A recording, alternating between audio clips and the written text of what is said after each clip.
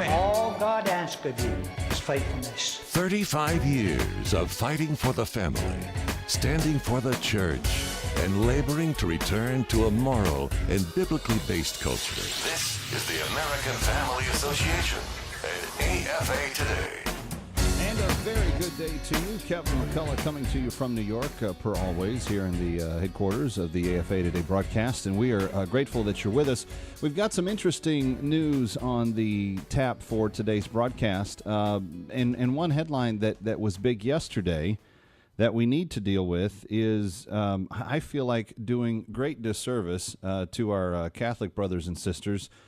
Because the media has reported some words that were said by the Pope over the weekend, I believe, as somehow signifying this massive move by the Pope or the Vatican on the issue of redefining marriage and in terms of discussions with people that practice different sexual behaviors than traditional man-woman marriage.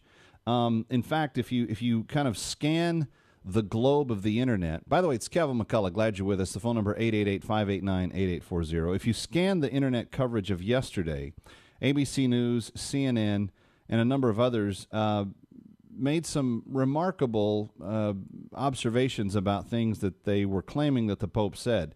ABC News led the way by saying they were excitedly claiming on their newscast yesterday that the Pope departed from his predecessor's remarks on gay people. What are they talking about? People that are just naturally happy? Because I think that they were actually referring to people who engage in homosexuality. Choosing to engage in behavior is quite different than being naturally happy. And I'm sick of words being bullied to mean things that they're not intended to mean. Anyway, ABC News proclaimed that the Pope departed from his predecessor's remarks on people that engage in homosexual actions, telling reporters that he was not in a position as Pope to judge people based on their sexuality. That was the quote that ABC News lifted. CNN went on to call it another sign that the new Pope is committed to changing the Church's approach to historically marginalized groups. Wow, CNN got all of that out of what the Pope said yesterday. There were others that weighed in on it, but I want to discuss this because in actuality, while the Pope said something yesterday that they all lifted from his speech and turned it into this, suddenly the Catholic Church is now totally capitulating on gay marriage. I don't think that's what he said. My colleagues over at Fox said this: Pope Francis doesn't do interviews, or at least that's what we thought. He said that about himself just 1 week ago on the way to Rio de Janeiro for World Youth Day. According to official reports, 3.2 million young people gathered on Copacabana Beach to see him, pray with him, and to hear his proposal about the meaning of life. His closing message to them was simple: go back to your homes and serve others without fear. Hours later, perhaps taking to heart his own closing message about fearless service, he offered an 80-minute unscripted question and answer session with the International Press Corps. In its entirety, the press conference on the Pope's plane traveling from Brazil back to the Vatican was fascinating. Unfortunately, if you're reading headlines from some media outlets, you would have learned just one thing. As the Huffington Post put it yesterday, breakthrough: Pope okay with gays. Says the writer at Fox News, which, by the way, is Father Jonathan Morris. You may see him on some of the Fox News broadcasts. He said, unfortunately, if you're reading some of the headlines, that's all you got. That's all you took away from it. Breakthrough: Pope okay with gays. He said, this is the worst coverage of a religious-based story I have ever seen, said Father Jonathan Morris. He said, let's begin with the fact that the Pope has always been, quote, okay with homosexuals. In fact, by demands of his own faith, he is required to be much more than just okay. The Christian faith teaches that every person is endowed by God with an inviolable dignity and therefore deserves our unconditional respect and love. Father Morris says the section of the Associated Press report also got the story very wrong, summarizing that the Pope's comments on homosexuals in the priesthood, The AP reported Francis was much more conciliatory than Pope Benedict, saying clergymen who engage in homosexuality should be forgiven and their sins forgotten. Writes Father Morris, Pope Francis did not say that, and the report is wrong on many levels. First of all, it suggests that being gay itself is a sin. What Pope Francis really said in response to a reporter's question about homosexual priests who are living a celibate life was this: if someone is gay and he searches for the Lord and has goodwill, who am I to judge? Pope Francis simply and compassionately reiterated biblical teaching. The Bible and the Church have never taught that it is a, quote, sin to be homosexual. They teach it as a sin to engage in homosexual activity because it goes against the laws of God's nature, and specifically his plan for human sexuality. By the way, my friends, some of you may be saying, Kevin, why do you care about what happens with our brothers and sisters in the Catholic Church? Well, partly because they are such key allies to what evangelicals believe. In fact, of that last statement, I don't know that I've heard a more biblical understanding of sexuality than what Father Morris just penned. Again, he said what Pope Francis really said in a response to the reporter's question was homosexual priests who are living a celibate life. What does that mean? Well, it's real simple. They may be men who have struggled with homosexuality on some level. They may struggle even to this day. But they are living celibately. They are practicing celibacy. They are not exercising sexuality in a way that violates God, the laws of nature, and the biblical ideal for human sexuality.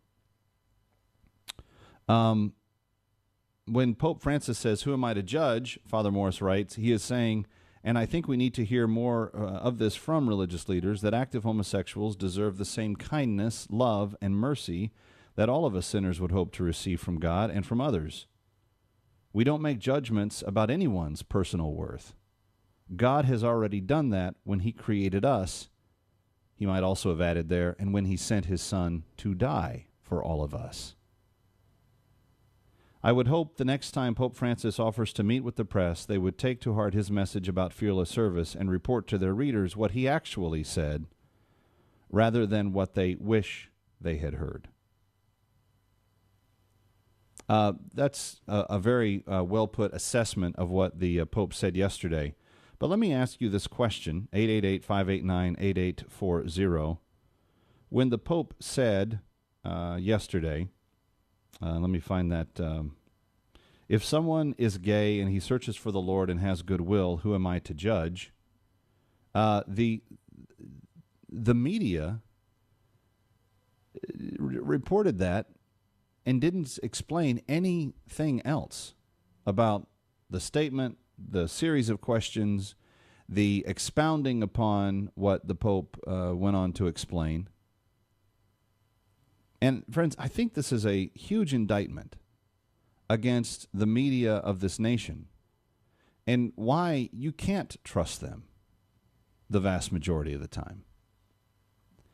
When they had the clear opportunity to understand, to ask follow-up questions, to perhaps even rightly divide what they were thinking he said from what he actually said, very few of the media outlets did any such thing.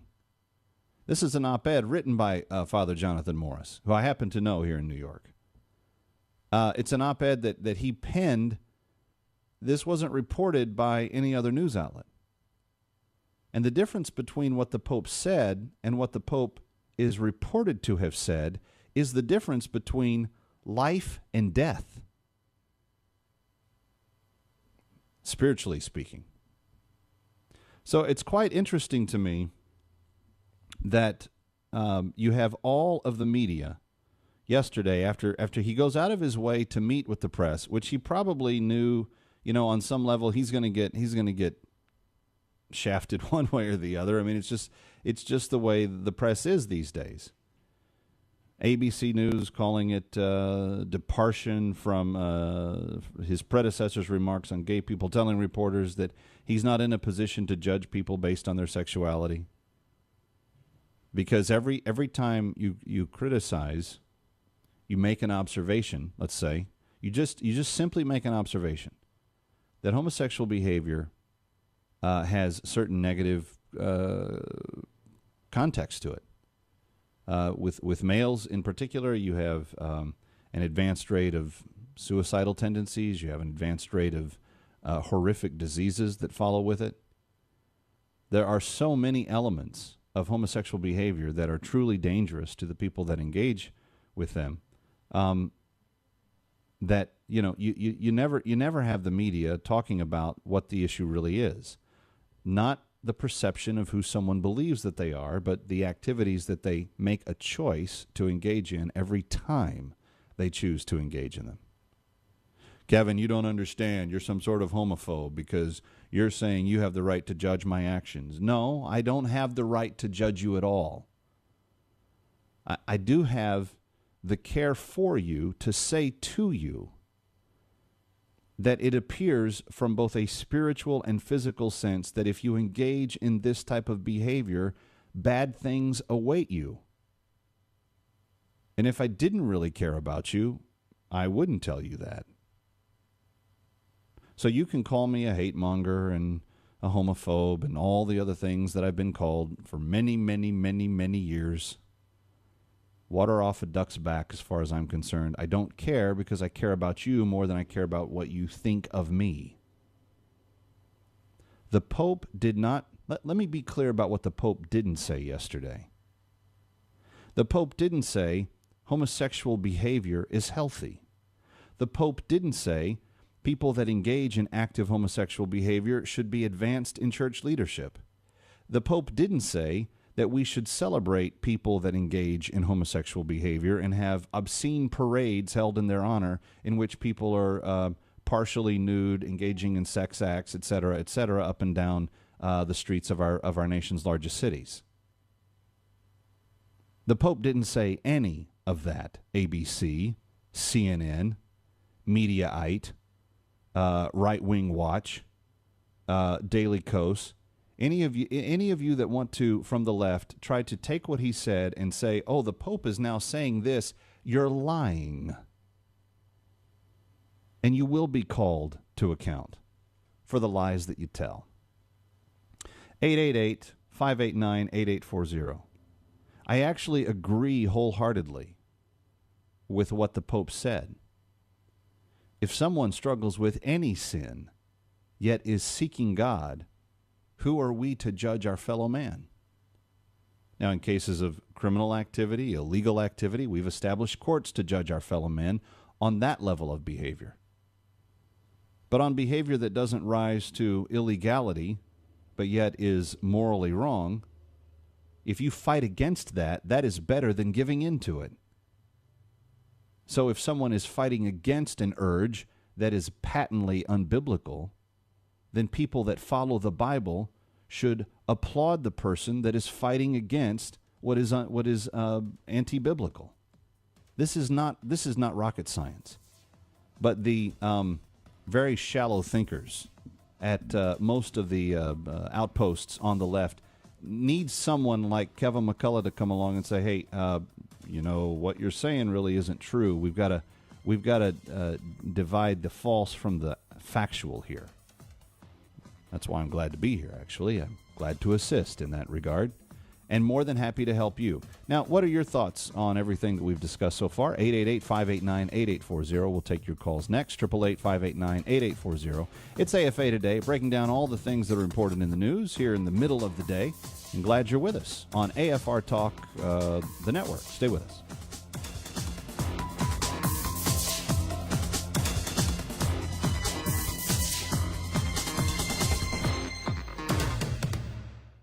An American Family Minute with Brian Fisher, Director of Issue Analysis and host of AFR Talk's Focal Point. The American Family Association has always been concerned with the sexual purity and integrity of America's children. David Cameron, who's the Prime Minister